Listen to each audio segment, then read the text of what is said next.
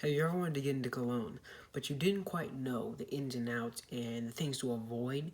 Well, here I'm going to explain to you 5 quick tips that everybody should know about cologne. So here's the quick first tip that I'm going to give you. Always buy a cologne that you like.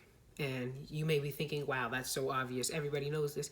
But it's very common for people to look up best cologne for men and just go buy Dior Sauvage because that's going to be in every list. It's easy to do that without ever smelling Dior Sauvage, and then you end up not liking a cologne that you just spent $100 on. I always recommend going into the stores and smelling stuff, getting a very good idea of what type of cologne and scents that you like, and stick with something in that range. Don't just listen to a list and immediately jump on it. Although we are reviewers, all we are is giving our opinion, and you should take that as that, an opinion, not a must do. The next tip that I'm going to give you is you do not have to buy niche fragrances. A niche fragrance is something that either is from a brand that only makes perfume, or they're from a brand that is not quite as known. So a brand that is not quite as known would be something like Parfums de Marly. If you were to go to a random stranger, they typically don't know this brand.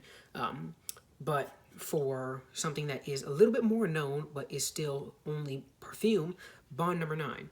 Known a little bit more than Parfums de Marly, however, they still only make perfume. Here's the thing. These bottles of cologne cost $300 or $400. A lot of people on the internet will make it seem like if you buy designer only, then you're cheap. You don't have to spend hundreds and hundreds of dollars on a single bottle of cologne. So don't let anybody pressure you into buying the highest quality stuff if that's not what you're ready for. I would say take it in baby steps and start off with the stuff that you think is in your price range. And if you want to upgrade, go higher. The next tip that I'm going to give you is don't blind buy fragrances. Blind buying fragrances is basically, you buy a cologne without, knowing what you're getting into. Don't ever hope that you like something, because if you don't like it, most times you can't really return a bottle that you already opened. Not worth doing that when you can 100% know what you like. Always go and smell. Never, in my opinion, blind buy, unless you just got money that I don't have. So the next tip that I'm going to give you is one that's very hard for people to comprehend. You are not going to get compliments really from people you don't know. Compliments usually come from people that you know, or in your space and in your group, or your workplace or whatever. People that you commonly see are more likely to give you compliments. More often than not, man, you are not going to get 100 compliments from random strangers. So don't buy a cologne and think, I'm going to get all the women with this, because I guarantee you are going to be greatly disappointed. For the 5th tip that I'm going to give you is wear the right cologne for the right situation. If I'm going to, let's say, a funeral, I wouldn't want to wear something loud like Spice Mom Extreme or Versace Eros. I would want to wear something that's a little more fresh or dark.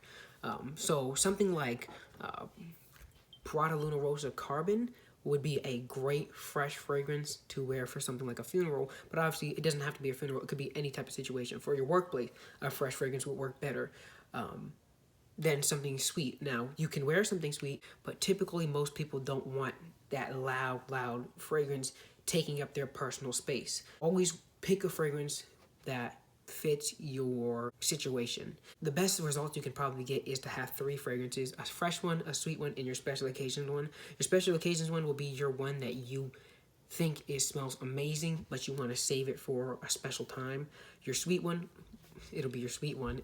Typically is also your loud one. And then you should always have a fresh one. A fresh one is a broad category. Fresh can be literally almost any type of fragrance. It could be aquatic, it could be citrus, it could be floral, it could be all of these things and still be considered a fresh fragrance. So if you want a fresh fragrance that is not likely to offend somebody, stick with citrus and stick with aquatic. Even if they don't like their fragrance, they're not going to be pinching their nose. They're not going to be pinching their nose because of the smell of you. The final tip is, of course, if you enjoyed this video, like and subscribe, and click this video right here and check out some of my other content, and I will see you guys in the next video.